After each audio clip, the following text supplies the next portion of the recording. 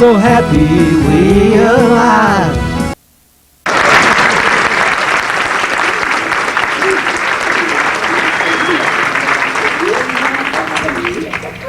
Can you restart that? I'm sorry, this is our head. Hello.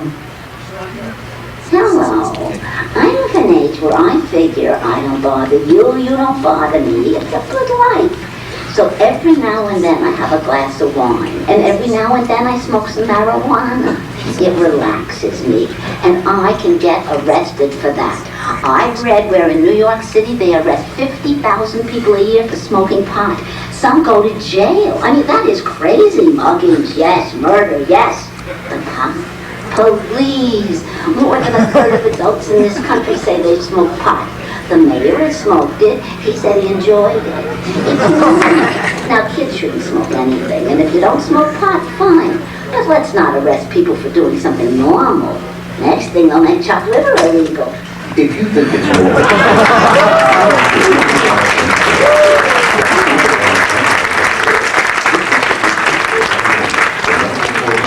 for the reform of marijuana laws foundation. Yeah.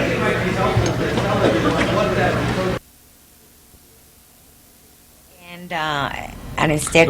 Well, LV, you've been actively giving your all to making some changes in this horrendous situation for a number of years now, and I'm wondering, what's your perspective? I mean, it sounds pretty depressing. Is there any hope on the?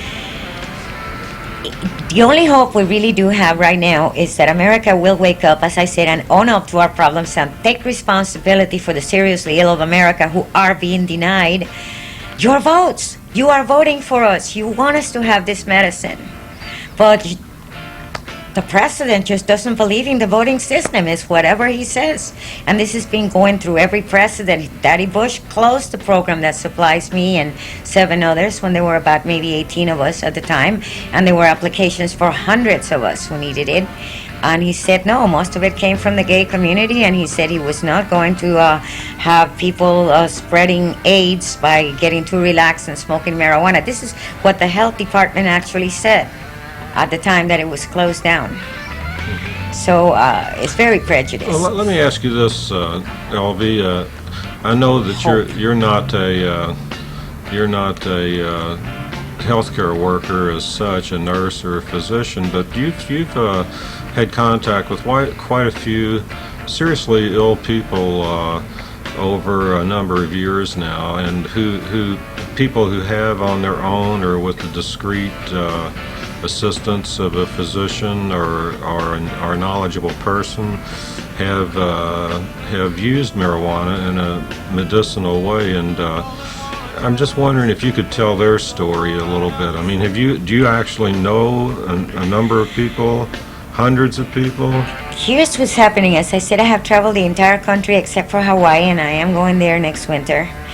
But there is no such thing as a city or a place I have ever visited where I haven't found at least one patient who desperately needs this medicine and is breaking the law. There is no doubt in my mind that there are millions, literally millions of us who are using it medically. I mean, I take it for my glaucoma, but I broke my ankle in the 80s wearing very high heels with platform shoes, and I destroyed it. They told me I would never walk normally, and they're right. I outwalk most normal people. I'm a heck of a good hiker, and I don't have problem with that ankle unless I'm short of my glaucoma medicine. That's the only time it has manifested as a problem. So I know that many people use it for that reason, for arthritis, and I do have degenerative arthritis. I have scoliosis. I have no problems with my back, however. I suffer from insomnia, but I sleep very well because I take an edible, if at all possible, before I go to sleep. But about the other people, there are so many stories that, I mean, Dr. Lester Grinspoon has written a couple of books with many stories, but the list is endless because, as we know, cancer patients benefit from it, and AIDS victims do as well. Epilepsies, I mean, people so courageous like Val Corral. Have you interviewed her? But she was in Amsterdam also, right. And she has been on Louisville Late Night, as a matter of fact. Yes, she has quite a unique story. Her husband, they were hit by a car that totally demolished their car. How come they were alive? I don't know. But she still has seizures from it, but they're totally under control with the marijuana, with the cannabis.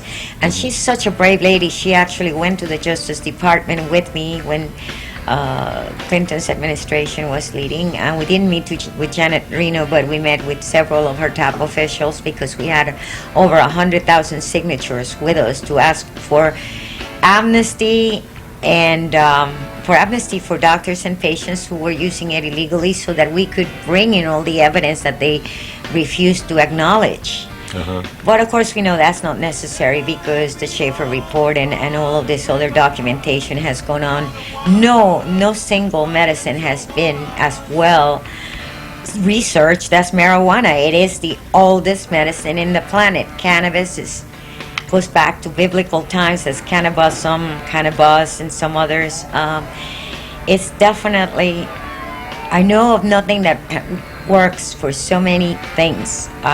If you're going to have a toothful, you eat a cookie before you go to the dentist, and you hardly bleed. The Novocaine feels totally different. It doesn't feel that bloated thing that you always feel normally, and there's hardly any bleeding afterwards, and you don't feel pain, and it just heals so quick because there is a tremendous amount of natural antibiotics when you eat marijuana. Oh, really? Oh, no doubt about it. I have seen people go through horrible colds for 2 or 3 weeks. I'll get in touch with it because I don't have enough sense to stay away from them or whatever. But I'll have it never more than 2 days. I'll just go on a regimen of eating cookies every 6 hours. May knock me on my butt, but that's okay because I need to get well. And in 2 days, it's over. It's gone. It's miraculous. But yeah, and the pharmaceutical company has reason to worry because there is nothing, but absolutely nothing, that they have ever come up with that is as safe as cannabis. The closest thing to cannabis in the pharmacopoeia that we accept today would be aspirin, and I'm sure if it was out today, it would be a very expensive product. But since it was approved long before the FDA and the DEA had to approve our drugs, I still don't understand where the DEA gets the authority to go over the Constitution, trash it, and to become my physician. I didn't know that they took the education that I require from a physician to decide what I should have as medicine. I don't understand that at all. And that's something that we need to demand accountability for. This is not right. LB, one thing that people back in Louisville probably don't know is what a joy it's been for you, your experience with marijuana and how it stimulated you artistically to produce so many wonderful songs. Thank you. It's very inspiring all the way around. When we come to a gathering like we did this weekend, we saw people that I have met for the years. I really love going over the California history because I realized I've been such a big part of it since the very early 90s, working with all the people here, till I finally moved here, in fact. But also listening to their history was so wonderful because in my mind I could see these young people that attended, but I could see this older group when they were that age. They were talking about the 60s and the 70s and all the work they did that I did not. I was not a hippie. I thought this was a dangerous drug, remember? Yes. So to see that, and then to see the closing of the program with all this beautiful, intelligent 4-point averages, smoking marijuana, going through, telling the truth at last, was so encouraging, and things like that inspire me very much. One thing that happened to me was in 1990, I actually was writing Barbara Bush a letter saying that I wanted to end this prohibition for patients who needed it, and then I realized there was a war on drugs, and I still was under the delusion that this somehow was part of the problem, even though it helped me medically. So I really prayed. I said, God, I really want to help with this. Would you enlighten me? Be careful what you pray for. Like 20 minutes later, the phone rang. I was invited to a rally in Florida, in Tallahassee, where my son was attending the university, Florida State University. And that was the first time that I learned all the things I told you about, the paper and the clothes and all these wonderful things. And the other thing has been that working on this issue, I've come to the conclusion that